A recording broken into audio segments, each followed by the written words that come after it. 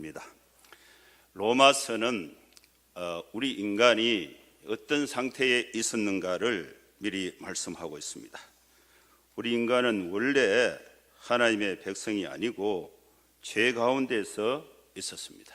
그래서 모든 사람은 죄를 범하여 하나님의 영광에 이르지 못하게 되었고, 그 죄의 결과는 사망으로 끝나게 되어 있었습니다. 그런데 우리 인간이 구원을 어떻게 받는가, 그에 대한 이 궁금한 점이 모두에게 있었습니다. 그래서 이 로마서 이 전반부는 우리 인간이 구원을 어떻게 받는가, 그에 대해서 이 두 가지 견해가 있었습니다. 처음부터 태어날 때부터 유대인으로 있다가 기독교인이 된 사람, 아예 처음부터 이방인으로 살다가 복음을 듣고 기독교인이 되어서 교회 안에 같이 있게 된 것입니다.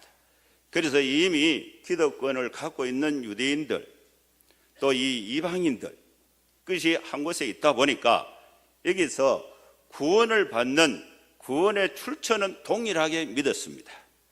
하나님이 우리에게 구원을 주신다. 유대인들도 그렇게 믿었고 이방인들도 그렇게 믿었어요. 그런데 구원의 방식에 따라서 구원의 방식을 차이가 생긴 것입니다. 그래서 이 구원의 방식에 차이가 생기니까 그 구원의 방식을 분명하게, 이 구원의 교리를 분명하게 설명한 것이 로마서가 되겠습니다. 1장에서 11장까지는 구원의 방식, 또 12장부터 16장까지는 구원받은 성도가 어떻게 살아야 되는가, 이 삶의 윤리편, 실천편을 말씀하고 있습니다. 유대인들은 구원을 받을 때에, 하나님이 우리에게 구원을 주실 때에 하나님이 주신 율법을 지켜야 된다. 그리고 구원받은 정표로서 할례를 받아야 된다. 이것을 구원의 조건으로 넣어버린 것입니다. 그러다 보니까 유대인들은 그거 안 되거든요. 이방인들은 그거 하면 자기들은 안 되거든. 그래서 이 혼선이 있었어요. 이때에 이 바울이 오직 믿음으로 구원을 얻는다. 예수님께서 우리 죄를 대신하여 십자가에 피 흘려 죽으심으로 우리의 모든 죄값을 담당하신다. 이 예수님이 3일 만에 다시 부활하셔서 하나님이신 것을 증명하셨다. 이 사실을 우리가 믿고 마음의 문을 열고 예수님을 나의 구주, 나의 하나님으로 영접하면은 우리가 제사함 받고 하나님의 자녀가 된다는 확실한 구원의 교리를 1장에서 11장까지 확실하게 정리를 한 것입니다. 이렇게 구원받은 우리 성도는 어떻게 살아야 되는가, 그 윤리편의 오늘 본문 15장이 말씀이 오늘 본문이 되겠습니다. 오늘 이 15장 말씀을 들을 때에 여러분들이 잘 들어야 돼요. 이제 이 사람이 자기 중심으로 들으니까 듣는 방식이 나 중심으로 듣는 방식이 있고, 또 내가 이 말씀을 내가 다른 사람들로부터 타자 중심으로 듣는 방식이 있어요. 그래서 잘못 들으면은 이게 은혜가 안 되고, 또 잘 들으면은 은혜가 될 줄로 믿습니다. 잘 들을 준비를 해야 돼. 잘 들. 내 이 강한 자가 약한 자의 약점을 도우라, 이렇게 됐잖아요. 돕는 상황이 나오잖아요. 그러면서 여러분이 나는 약하다 이렇게 생각하고, 누가 내보다 강한 사람이 누구냐, 이걸 찾아가고 네가 내한테 도와라, 이렇게 들으면 안 된다는 거야. 이해하시겠어요? 우리 모두는 다 강한 자입니다.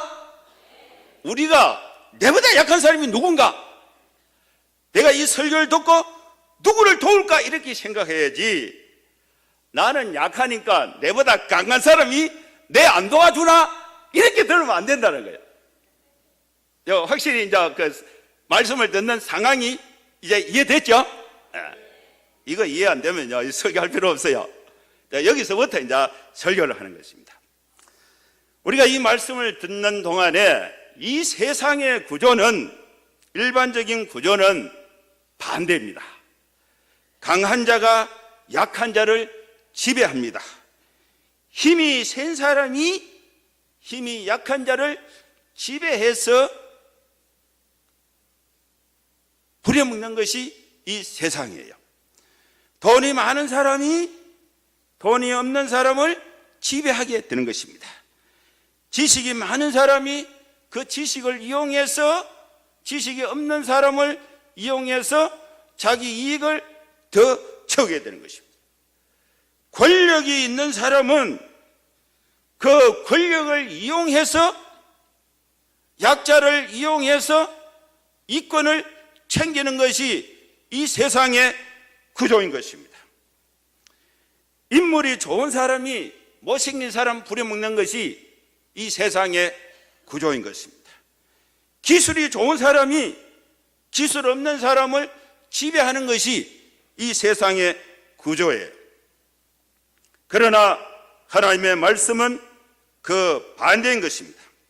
우리 모두가 죄인된 상태에 있었을 때에, 우리가 모두 죄인된 상태에 있을 때에 죄가 없으신 하나님하고 비교하면은 우리는 약자고, 죄가 없으신 전능하신 하나님은 강자인 것입니다. 죄가 없으신 하나님이 죄가 있는 우리 약자를 이용해서 기업을 늘린 일이 있습니까? 세간을 늘린 일이 있습니까? 강하신 예수님이 우리를 위해서 어떻게 하셨는가? 예수님께서 십자가에 죽으시고 부활하심으로 우리를 강하신 하나님이 약하신 우리의 죄를 도와서 우리의 죄값을 대신 갚아주시고 우리로 하여금 하나님의 자녀가 되게 하셨다는 것입니다. 구원받은 성도는 이제 우리가 어떻게 살아야 되는가? 우리 모두가, 구원받은 모든 성도는 이미 죄의 문제를 극복했기 때문에 강한 자가 된 줄로 믿습니다. 자, 여러분들은 도움 받으려고 하면 안 돼요. 누구를 도울까? 이걸 생각을 해야 하는 것입니다. 그래서 우리는 마땅히 강한 자가 되어서 약한 자의 약점을 도와야 하는 것입니다. 이것은 고민할 필요가 없습니다. 사람이 죄인이라는 사실은 동일합니다. 사람이 구원받아야 할 대상, 사실이 동일한 것입니다. 사람이 구원받는데 예수님께서 우리 죄를 대신하여 십자가에 피 흘려 죽으신, 세상의 죄를 대신하신 구세주라는 사실, 이것은 동일한 것입니다. 동일. 이것은 절대적인 이 확정된 이 가치인 것입니다. 그러나 이 사실을 받아들인 성도들의 삶의 형편, 이 세상의 형편은 차이가 있어요. 여러분, 믿는 사람, 안 믿는 사람 차이가 있죠. 믿는 사람끼리도 또 이 형편이 좋은 사람이 있고 안 좋은 사람이 있죠. 이런 이 세상 구조 속에서 우리가 하나님의 말씀의 지침은 뭐냐? 강한 자가 약한 자의 어려움을 도와야 된다. 이 말씀을 하나님이 내게 주신 말씀으로 받을 수 있기를 축원합니다. 믿음이 강하고 약하고 할 때에 믿음이 강한 사람이 믿음이 약한 자의 약점을 도와야 하는 것입니다. 우리 인간사회의 사람들을 보면 돈이 많은 사람이 있고 돈이 적은 사람이 있습니다. 돈 많은 사람이 돈 적은 사람을 도와야 하는 것입니다. 재능이 많은 사람이 있고 재능이 없는 사람이 있어요. 재능이 있는 사람이 재능 없는 사람을 도와야 되는 것입니다. 지식이 많은 사람이, 지혜가 많은 사람이, 지식이 적은 사람, 지혜가 적은 사람을 돕는 것이 마땅한 하나님의 말씀인 줄로 믿습니다. 그러면 우리는 구체적으로 강한 자가 약한 자의 약점을 어떻게 담당하고 어떻게 도와야 되는가? 그 말씀이 2절에 있습니다. 2절을 같이 한번 읽어보겠습니다. 시작. 우리 각 사람이 이웃을 기쁘게 하되 선을 이루고 덕을 세우도록 할지니라. 각 사람, 여러분, 우리 각 사람 같으면 여기에 예배드리는 우리 모두에게 주신 말씀이에요. 그래서 우리 모두는 누구를 기쁘게 하라? 이웃을 기쁘게 하라. 이웃을 쭉 살펴가지고 이웃이 멀리 있는 게 아니에요. 내가 내 주변에 늘 만나는 사람이 자기 이웃이야. 이웃 중에 아픈 사람이 누군가, 돈이 없어가 좀 쪼달릴 사람이 누군가, 또 고민이 또 많은 사람이 누군가, 이걸 살피라는 거예요. 그래가지고 그 사람의 약점을, 돈이 없으면 내가 좀 대주고, 몸이 아프면 내가 설거지 좀 해주고, 이래가지고 이웃을 기쁘게 하라. 기쁘게 하라. 이게 첫째 말씀이에요. 두 번째는 각 사람이 이웃에게 무엇을 이루라? 선을 이루라. 각 사람이 이웃에게 무엇을 세우라? 덕을 세우라 그랬습니다. 이것은 성경의 가르침인 것입니다. 여러분, 우리가 이대로 실천하면은 하나님으로부터 위로를 받고 소망을 갖게 될 줄로 믿습니다. 그 내용이 4절에 있어요. 4절을 같이 읽습니다. 시작. 무엇이든지 전에 기록된 바는 우리의 교훈을 위하여 기록된 것이니 우리로 하여금 인내로 또는 성경의 위로로 소망을 가지게 함이니라 그랬습니다. 우리는 왜 이웃을 기쁘게 하기 위해서 연약한 자의 약점을 도와야 되느냐? 왜 그렇게 살아야 되느냐? 하나님의 명령이기 때문에 그렇습니다. 그렇게 살면은 절망 가운데 있는 사람들이 위로를 얻고 또 소망을 갖게 된다는 것입니다. 그리스도께서 자기를 기쁘게 하지 아니하셨습니다. 예수님은 강한 분이었습니다. 사람은 약합니다. 사람이 예수님을 도운 게 아니고 예수님이 우리를 도와주신 것입니다. 예수님은 하나님의 말씀인 성경인 것입니다. 사람은 하나님의 말씀이 없습니다. 하나님의 말씀을 도움을 받아서 우리가 위로와 소망을 갖게 되는 것입니다.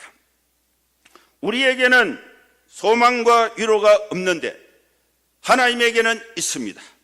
그 하나님의 말씀을 우리가 받아서 약한 자의 약점을 돕게 되면은 위로받고 소망을 갖게 될 줄로 믿습니다. 이렇게 설명하면은 은혜는 좀 되는 것 같은데 내가 왜 하지? 실천 당장 어떻게 하지? 이게 선명하지가 않아요. 그래서 제가 예를 한번 들어보겠습니다. 제가 갓 태어났을 때에 제가 강합니까? 약합니까? 태어났을 때, 아기 때 약하죠? 그러면 누가 강합니까? 우리 엄마가 강하죠? 그래, 우리 엄마가 저를 키웠습니다. 내 약점을 담당해서 똥기지 갈아주고, 제가 엄마한테 얘기를 들으니까 내가 젖을 5살까지 못하더라고. 그때는 뭐 과자도 없고 먹을 것도 없고 할게 말이야. 엄마 젖을 되게 못하더라고. 그래서 우리 엄마가 나를 안 두드려 패고 내가 약할 때에 내 약점을 잘 도와줬습니다.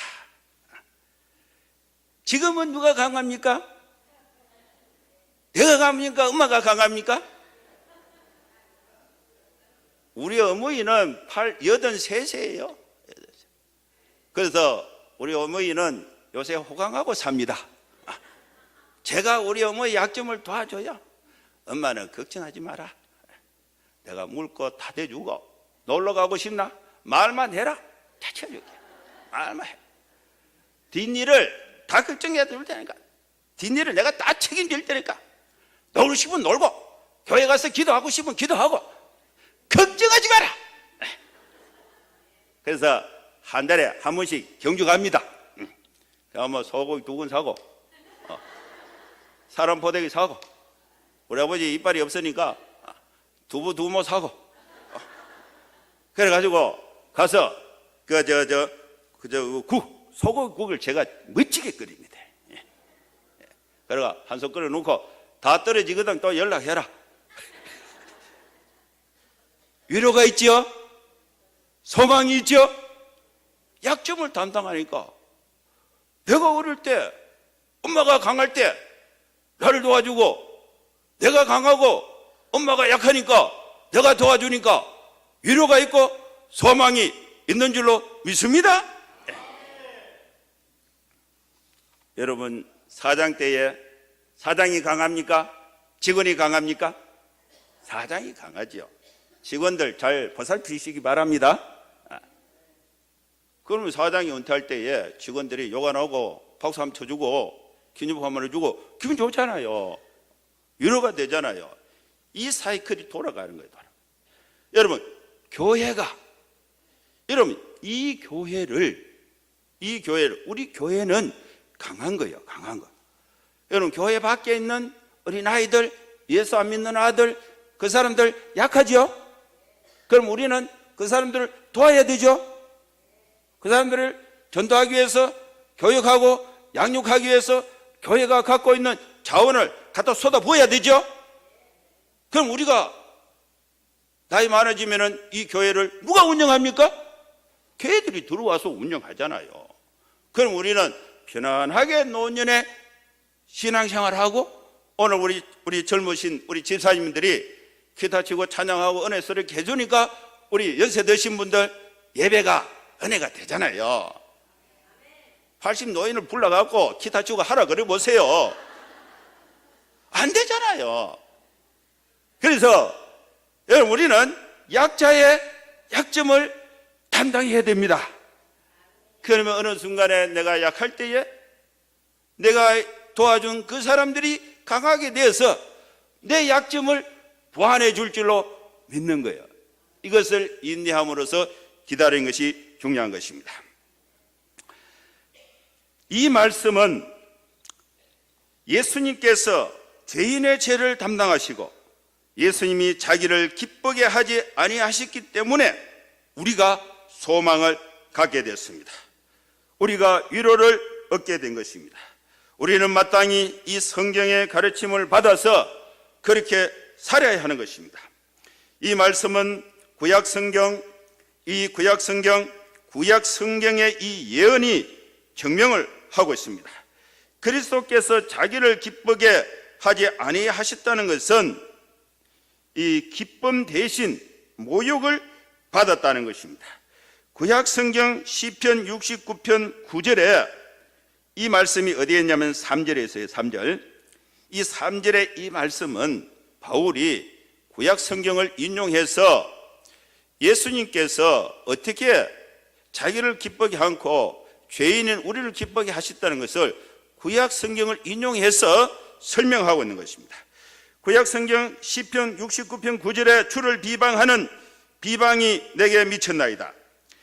조롱하는 소리, 야유와 천대를 예수님이 받으시고 그것을 예수님이 다 가져가시고 죄인인 우리가 받아야 할 조롱과 멸시와 천대를 예수님께서 멸시와 천대를 조롱을 다 받아가시고 우리의 이 죄의 약점을 예수님께서 받아가시고 그래서 우리는 죄가 없어지고 하나님으로부터 위로와 소망을 갖게 되어서 하나님의 자녀가 된 것입니다. 디모데후서 3장 16절에 성경 기록의 목적은 우리에게 교훈을 주기 위해서 기록하고 있습니다. 이 말씀을 따라서 실천하면은 인내함으로 실천하면은 성경을 인내함으로 실천하면 위로와 소망을 가지게 되는 것입니다. 하나님은 우리가 믿는 하나님은 어떤 분이신가? 5절을 한번 읽어보겠습니다.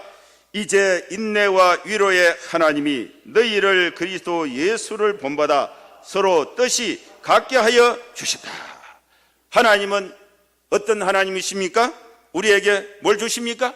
인내를 그 다음에 위로를 주시는 하나님이신 것입니다. 이 하나님께서 우리에게 성경을 주셨어요. 그래서 우리는 성경을 통해서 위로를 받고 소망을 가질 수가 있는 것입니다. 우리가 성경을 통해서 배울 수 있는 교훈은 뭐냐? 그리스도를 본받는 거예요. 우리가 이 예수님을 본받는데 그러면 예수님의 무엇을 본받는가? 예수님은 자기를 기쁘게 하지 않으셨다. 우리가 예수님을 본받는다는 것은 하나님께서 우리에게 주신 이 현실의 이 모든 자원을 내 자신의 만족을 위해서 다 쓰는 것이 아니고 내게 주신 이 자원을 약한 자를 찾아서 약한 자를 돕기 위해서 그것을 사용한다는 것, 이것이 예수님을 본받는 것입니다. 그 예수님을 본받는데 우리 모두 뜻을 서로 같이 해서 서로 뜻이 같게 해야 한다는 것입니다. 그래서 이 강한 자가 약한 자의 약점을 담당하는 이 원리를 함께 공유한다는 것입니다. 6절 말씀에는 한 마음 한 입으로 하나님께 영광을 돌려야 하는 것입니다. 우리끼리 쳐다보면 차이가 있어요. 우리가 하나님을 쳐다보면 우리끼리는 똑같아요. 하나님을 안 쳐다보고 우리 성도들끼리만 쳐다보면 저 사람은 내보다 못하다, 나는 저 사람보다 낫다, 그런데 낫는 사람이 왜 나를 안 도와주나, 이렇게 편견이, 불균형이 생기게 되는 것입니다. 그래서 우리의 시야를 하나님께 영광을 한 마음으로 우리 모든 성도들이 쳐다보는 대상은 하나님이에요. 하나님. 제가 그 비행기를 한번 옛날에 타봤는데, 지금은 그런 비행기를 안 타는데, 제가 군대에 있을 때는 비행기를 탈 때는 활주로 비행기 탔는데 내릴 때는 활주로를 안 내려요. 그 공중에서 이제 이렇게 낙하산을 타고 이렇게 내립니다. 그래서 이제 이 성남 비행장에서 비행기를 쭉 타고 이게 이제 비행기가 이 한강을 쭉 따라 올라가서 미사리 이 모래밭이 있어요. 거기에 이제 강화 훈련하는데 그 잠실 쪽으로 비행기가 이렇게 쭉 돌아가요. 근데 그 비행기가 문이 없어요. 문이. 바람이 샥 다 들어와요. 그리고 보면 바닥이 다 보여요. 그 비행기를 이렇게 쭉 타고 가면은 이제 저 잠실이다, 잠실. 우리끼리. 근데 그 위에서 보면은 그 건물이 똑같아요. 2층, 5층, 50층 관계없어요. 뭐 예쁘고 나쁘고 관계없어요. 전부 뭐냐? 성냥가 까꿀로 엎어놓은 것처럼, 그죠? 똑같아요. 쭉 위에서 보면 똑같습니다. 그런데 밑에서 보면요, 우와, 이거 50층, 20층, 2층, 10억, 5억, 5천만 원, 엄청나게 큰 것처럼 보입니다. 그러다 보니까 없는 사람은 있는 사람 깎아내리려고 그러고, 있는 사람은 그걸 지키기 위해서 약한 사람 눌리고, 이것이 인생사예요, 인생사. 그런데 우리의 관점을 한 마음으로, 한 입으로 하나님께 영광을 돌리는 하나님의 관점에서 보면은 똑같아요, 똑같아요. 그래서 이 성경의 관점을 갖는 것이 하나님이 우리에게 약한 자의 약점을 실천하라는 것을 실천, 행동할 수 있는 그 느긋한 이 마음이 어디에서 생기느냐? 우리끼리 쳐다보면은 안 생겨요. 그래서 하나님을 쳐다보면은 똑같으니까 그걸 먼저 깨달은 사람이 강한 자가 되는 것입니다. 그러므로 그리스도께서 우리를 받아주셨습니다. 그 결과로 하나님께 우리가 영광을 돌리게 되었습니다. 우리도 너희도 서로 받으라. 이 말씀이 우리가 실천해야 될 내용이 되는 것입니다. 이 말씀의 그 내용은, 이 당시의 배경은 이 유대인들, 그 다음에 이 헬라인들, 이방인들 교회 아래 함께 받으라, 그 내용으로 말씀을 하신 것입니다. 예수님께서 본을 보여주신 이 말씀은 유대인들에게는 어떻게 적용이 되고 이방인들에는 어떻게 적용이 되는가, 그게 8절부터 설명이 되고 있습니다. 예수님은 할례의 추종자가 되셨습니다. 예수님도 태어나셔서 8일 만에 유대인의 그 할례법에 따라서 할례를 받으신 것입니다. 그래서 할례를 받았었습니다. 예수님께서도 할례를 받으심으로써 할례로 대표되는 유대의 그 율법에 순종을 했다는 것입니다. 나는 이스라엘 집에 잃어버린 양 외에는 다른 데로 보냄을 받지 아니하였노라. 마태복음 15장 24절. 그래서 예수님은 유대인들에게도 적용을 하셨고 조상들에게 주신 약속을 견고하게 하실 것을 말씀을 하셨습니다. 그래서 예수님은 할례의 추종자가 되셨고 9절에는 이방인들에게도 추종자가 되신 것입니다. 이방인들도 예수님의 긍휼로 말미암아 하나님께 영광을 돌리게 된 것입니다. 사무엘하 22장 50절 말씀, 이 말씀을 근거로 해서 이방인들도 예수님의 긍휼로 말미암아 하나님께 영광을 돌리게 되셨다는 것입니다. 유대인들도 예수님을 통해서 하나님께 영광을 돌리게 됐고, 이방인들도 예수님을 통해서 하나님께 영광을 돌리게 됐고, 그래서 교회 안에는 유대인이나 이방인이나 차이가 없이 하나가 됐다, 이 말씀을 하고 있는 것입니다. 이것은 우리 교회의 선교의 사명에 굉장히 중요한 컨셉이에요. 여러분, 우리는 이미 교회 안에 있고 또 교회 밖에 있는 사람들이 우리 선교를 통해서 교회 안에 들어왔을 때에 차별을 느끼면 안 되죠. 우리가 기독권을 갖고 있으면서 강자의 역할을 하고 약자의 약점을 안 돕고, 너가 우린데 한 게 뭐냐, 건축할 때 너 돈 10원이라도 헌금했어? 한 일이 뭐가 있어?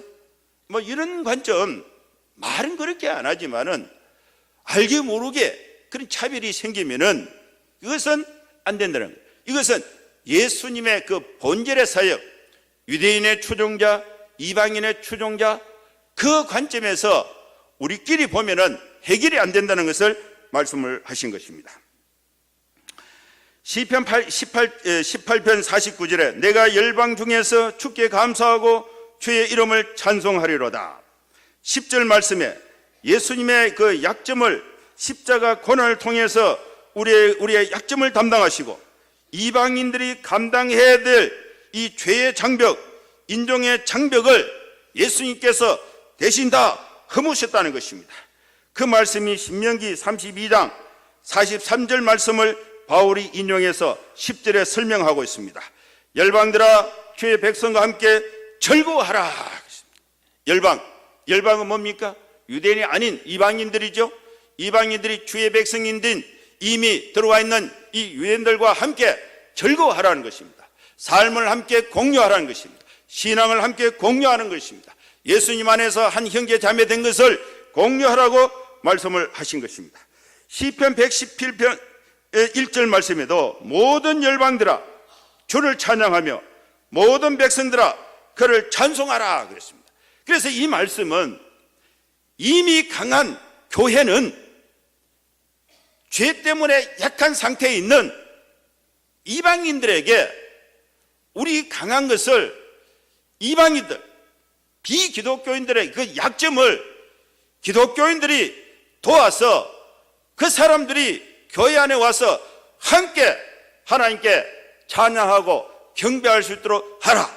이것이 바로 무슨 명령이냐? 성교의 명령이에요. 모든 열방들아 주를 찬양하며 모든 백성들아 그를 찬송하라. 이 말씀이 우리가 강함을 가지고 불신자의 약점을 도와서 여러분 우리 동막교회를 통해서 이루어질 수 있기를 주의 이름으로 축원합니다. 그래서 오늘 오전에 여러분 VIP 초청전도 여러분 훌륭하게 잘 하신 거예요. 계속해서 양육을 해서 신자로 키워내고 또 강하게 만들어서 또 그들을 통해서 또 약자들을 또 주님께로 돌아와서 모든 열방, 모든 백성들이 주님을 찬송하고 주를 찬송하는 그런 역사가 이루어지도록 우리가 힘써야 할 것입니다. 12절에 보면은 이 12절은 이사야 11장 1절을 바울이 인용해서 설명하고 있습니다. 이새의 뿌리 곧 열방을 다스리기 위하여 일어나시는 이가 있으리니 열방이 그에게 소망을 둔다 그랬습니다. 이새의 뿌리, 이새가 다윗의 아버지죠. 다윗의 아버지 이새의 뿌리에서 누가 태어날 것을 예언이 되어 있느냐? 구세주가 메시아 탄생이 예고되어 있는 것입니다. 이새의 뿌리에서 메시아 대신 예수님이 이 땅에 오셔서 열방을 다스리기 위해서 일어나시게 됐는데, 이 열방이라는 것은 우리로 설명하면은 교회 밖에 있는 불신자들입니다. 이 사람들이 이새의 뿌리 예수님에게 소망을 두게 된다는 것입니다. 이 말씀은 성교의 명령이에요. 이 전제는 뭐냐? 이 전제는 바울은 지금 어디에 있느냐? 고린도에 있습니다. 지금 이 편지는 로마예요, 로마. 그래서 이 고린도에서 배를 타면은 로마로 가는데 바울이 로마로 가기를 여러 번 열망했지만은 로마 교회에서 오지 마라 그랬습니다. 그래서 갈 형편이 못 됐어요. 그래서 이 편지를 넘기고 바울은 다시 예루살렘으로 돌아오게 되는데 이 로마 교회는 이미 예수님을 구주로 받아서 강한 상태에 있었습니다. 강한 상태에 있었어요. 그런데 이 로마 교회가 당시에 이 로마가 세계 최대 도시 국가인데 120만 명이 있어요. 120만.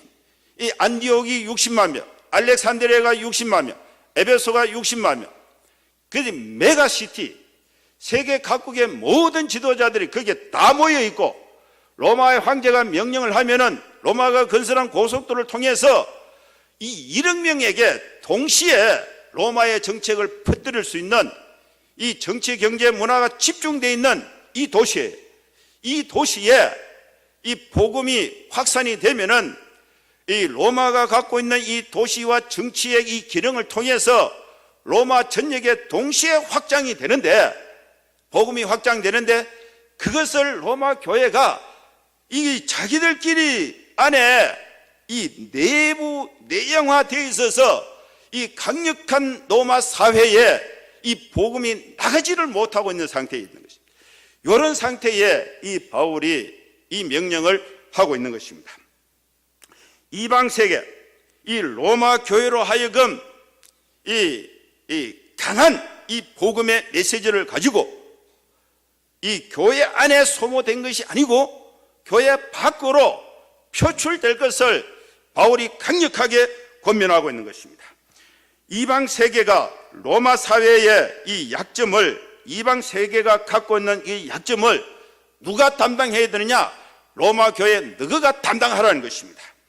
로마 교회는 성경의 안위로 말미암아 이 로마 사회에 소망을 주게 되는 이 열방에게, 이 열방이 로마 교회를 통해서 소망을 갖게 되는 그걸 말씀을 하고 있는 것입니다. 그것이 이 바울은 이사야 11장 1절을 인용해서 설명하고 있습니다. 우리가 믿는 하나님은 소망의 하나님이십니다. 하나님은 믿음 안에서 우리에게 기쁨과 평강과 충만을 주셨습니다. 하나님은 성령의 능력을 우리에게 주십니다.